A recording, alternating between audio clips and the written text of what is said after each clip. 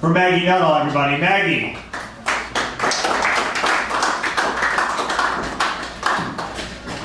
Hi, how's everybody doing tonight? Doing all right? Feeling good? Yeah, let me hear how good you feel. That is low. That is Sunday. You just get out of church or something.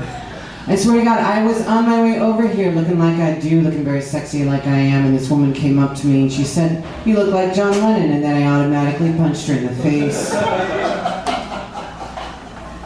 And no, you don't give me the round glasses bit, because I've been getting this since I was 10 years old, because I have this face and this body, and yeah, I do look like him, and I don't like it at all. I don't. And people come up to me and say, "How can you not like being told that you look like John Lennon?" Well, first of all, he's dead, okay?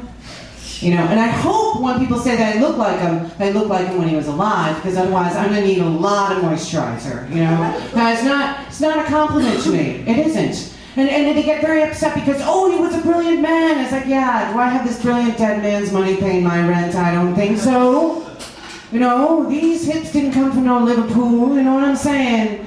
And so I you know, there are times where I actually feel like, you know, because they come up to me as if they've seen the second coming. It's like, "You look like John Lennon," you know, and then I feel like I'm that piece of grilled cheese toast that they saw the Virgin Mother Mary in, and they took a bite out of it and they sold it out on eBay, and I feel like I'm this big piece of toast. You say, "You want a piece of toast? Come here, I'll give you a piece of toast." I can't stand it. Don't like it. Don't. You know, the worst reaction I get, actually, is from comics. They come up to me and they say, "Hey, Mags, that's funny, you should put it in your act." See? But you know what they want me to do, guys? They want me, okay, get this, they want me to get a guitar, learn how to play it, and then dress up like John Lennon and go around the world acting like John Lennon. Now, the reality is, if I do that, I would have to pay Michael fucking Jackson for the privilege of being John Lennon, okay? How disgusting is that? Right, it's disgusting. By your silence, you are just as disgusted as I am. You understand what I'm talking about here? So I'm not crazy about that.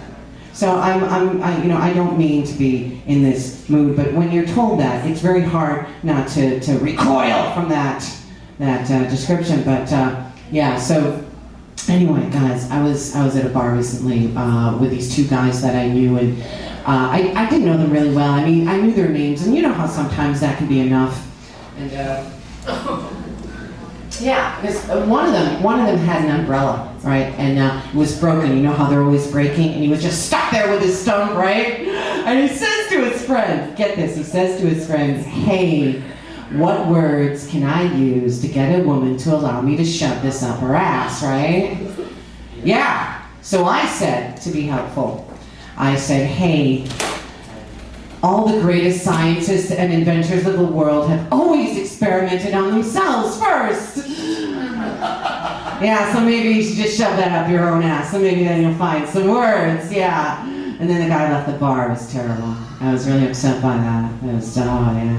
So I had to start looking for a new apartment because I like to live indoors, and I found this really nice one. Turns out that the owner had 3 cats, and I thought to myself, hey, I'll get along with the cats, I'll get along with the owner, and I'll get the apartment, right? So I went out and got a big bag of catnip, and I rubbed it all over myself.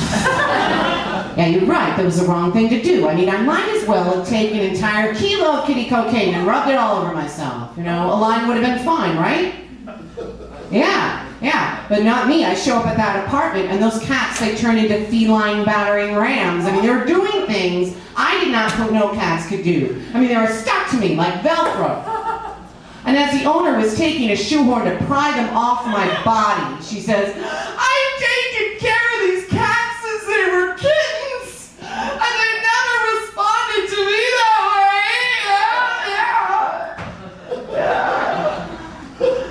I have a certain animal magnetism. Unfortunately, it only works on felines. I'm trying to jack that up to a higher species. Yeah, but thanks for rooting for me. You know, I didn't get that apartment. Those cats, they like me a little too much there. I love it when people root for me. I do. Did you guys ever want to go outside and find a really nice piece of ass and bonk him over the head and drag him home and fuck him? Did you ever want to do that? That is totally illegal and you guys are totally busted. You are. Because they believe they call that assault, battery, and rape. That's what they call it. Yeah. It's true. And human beings, we're such prickly creatures, right? We create all these laws and rules and regulations to protect us from each other as well as from ourselves, you know? And monkeys, well, they don't have that problem at all, you know? It's like, hey, George, just come on over, throw your shit anywhere and fuck my mother. Very simple and direct approach, you know? And of course, with that kind of attitude, I've been through a lot of jobs, and you know, I worked in this doctor's office, right? And one day, in the middle of a crowded waiting room, this woman, she stood up and proceeded to say, "My vagina hurts!" You know, just like that. And I had to ask her to leave because I worked for an eye surgeon. We don't treat that orifice here, you know? And then this newborn baby walked into the office and... What? Newborn babies can't walk, that's right. But wouldn't it be cool if they did? Just think about it. Just pop out of the vagina, start walking. It's a low maintenance baby right there. Start fetching things for you. You wouldn't need a lot of diapers, you know. You might even consider having more if that were the case, right? Yeah, I guess what would make it more interesting is if the baby popped out of the vagina, started walking, and then began breathing fire. Yeah, you know, just break out the marshmallows the kid's cooking tonight, you know, it'd be great, yeah. Of course, that's not very practical. I mean, tough to feed. You burn your tits right off. I don't think that's seem like a much more practical group of people that came here to the world. Welcome to the world. You're sitting in it right now. You are. Yeah. I spend a lot of time here in the city because I live here. It's kind of a choice, you know. That's what we do. And I've given. When I first came here, I didn't drink coffee, and now my veins are pure 100% Colombian coffee. And I like coffee a lot, and not because of the taste, but because it comes in these cups. And I like it because they have this lid, and you hear that? I love that. I don't care. I think this is man's greatest invention since the wheel. You know, fuck the computer. This is the best invention as far as I'm concerned. Because look, you can do this. It's fantastic. And I'm very specific about my coffee because I like it black with 2 sugars. There's a step missing. So if I get it black with 2 sugars, I get it faster, you know.